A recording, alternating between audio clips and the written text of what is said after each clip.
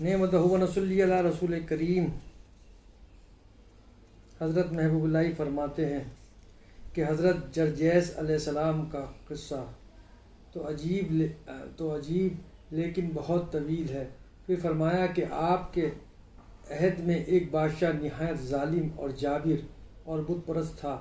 اس کے پاس اقلان نامی ایک بت تھا جسے جواہرات سے آراستہ کر کے لوگوں کو اسے سجدہ کرنے کے لیے مجبور کرتا تھا۔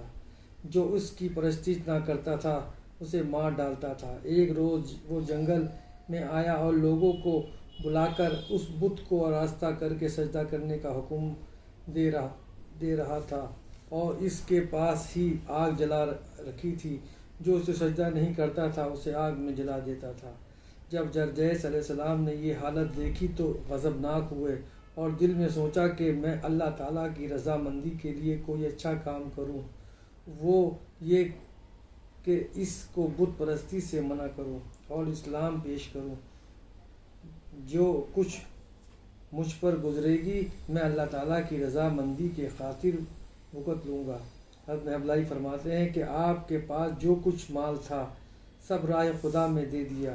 جب کوئی چیز باقی نہ رہی تو بادشاہ کے پاس آئے اور فرمایا، خلق اللہ کو اے بادشاہ کیوں ناحق ستاتا ہے؟ تو ایک کمزور اور عاجز بندہ ہے۔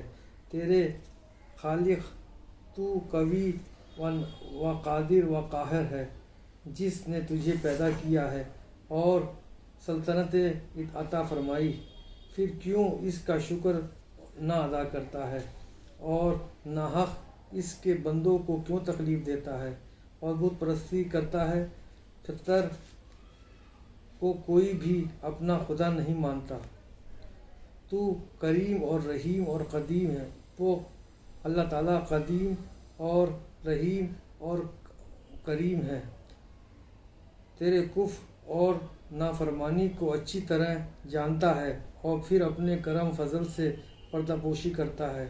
اس کی عظمت اس کے سوا کوئی نہیں معلوم۔ تو کس باغ کی مولی ہے جو جتنا اتراتا ہے؟ بادشاہ نے جب یہ بات سنی تو حکم دیا کہ زمین پر لکڑی کا گاڑ بنواؤ، اس کے ساتھ اسے ننگا کر کے میخیں ٹھکواؤ۔ آپ کا چمڑا اکھڑ گیا، خون بہنے لگا، لیکن آپ اس وقت بھی اللہ تعالیٰ کے حمد و ثنا میں ہی رہے۔ اللہ تعالیٰ کے فضل و کرم سے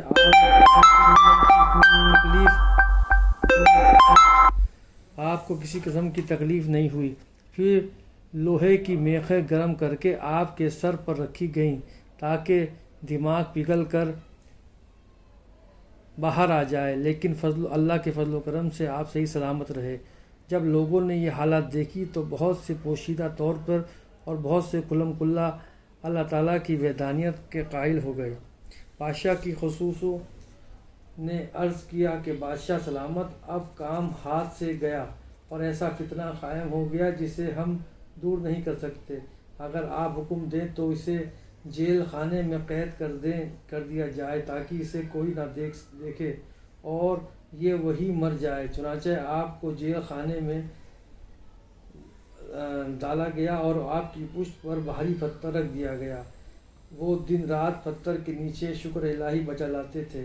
اللہ تعالیٰ نے فرشتے کو بھیجا جس نے آپ کے اوپر سے پتھر نیچے سرکایا اور آپ کو نکال کر باہر لے آیا اور اللہ تعالیٰ کا سلام بھیجا اور پیغمبری عنایت فرمائی، اور ساتھ ہی یہ بھی فرمایا کہ دنیا کے رنج و مصیبت میں صبر کر اور میرے دشمنوں کو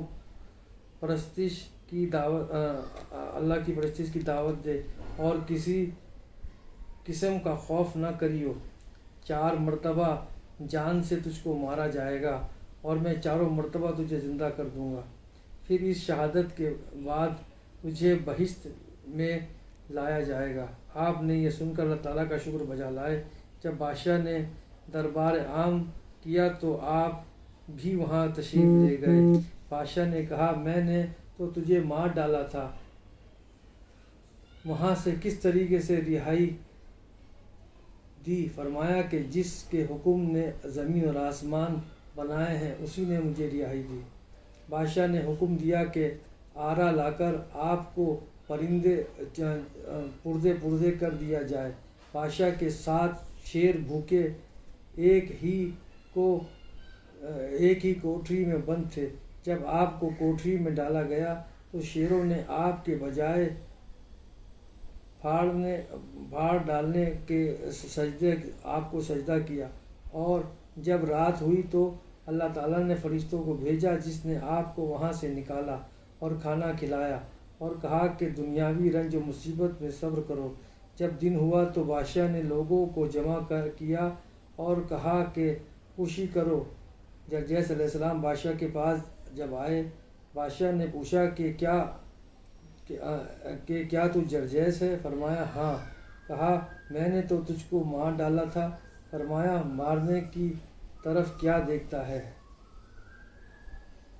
اللہ تعالیٰ کے زندہ کرنے کی طرف دیکھ کہ مجھے کس طریقے سے زندہ کیا، مجھے کیا وہ ساری خلقت کو زندہ کرے گا۔ یہ سن کر وہ سب حیران رہ گئے۔ پھر ایک نے کہا کہ اے جرجیس، ہماری ایک التجا ہے، اگر تو پوری کرے تو ہم تیرے خدا کی پرستش کریں گے۔ فرمایا اللہ ہر چیز پہ قادر ہے۔ اس نے کہا ہم 4 شخص کرسیوں پر بیٹھے ہیں اور ہمارے سامنے مختلف قسم کی لکڑیاں کے بنے ہوئے تھال موجود ہیں۔ تو اپنے اللہ تعالیٰ سے عرض کر کہ ان کی لکڑیوں کو ہری بھری ہو جائیں۔ آپ نے دعا کی، اللہ نے ان سوکھی لکڑیوں کو سبز کر دیا، جڑیں، شاخیں، پتے، پھول، پھل وغیرہ سب نکل آئے۔ یہ دیکھ کر کہ یہ شخص کہا کہ یہ شخص تو بہت بڑا جادوگر ہے، اس کو میرے حوالے کرو تاکہ میں سخت عذاب دوں۔ اس مرد نے ایک بت اندر سے خالی بنایا اور آپ کو اس میں رکھ کر اس کا منہ بند کر کے چند روز جلتی آگ میں رکھا۔ جب آپ جلے تو عذاب الہی جوش میں آیا، تمام جہاں تار و تار ہو گیا اور آگ برسنے لگی، سب لوگ بے ہوش ہو گئے۔ آپ اس بت سے نکلے تو قہر خدا کی وجہ سے خاموش رہے۔ چند روز بعد وحی آئی کہ بادشاہ کے پاس جاؤ اور اسے میرے عذاب سے ڈراؤ۔ آپ پھر بادشاہ کے پاس گئے اور نصیحت کرنی شروع کی۔ السلام علیکم۔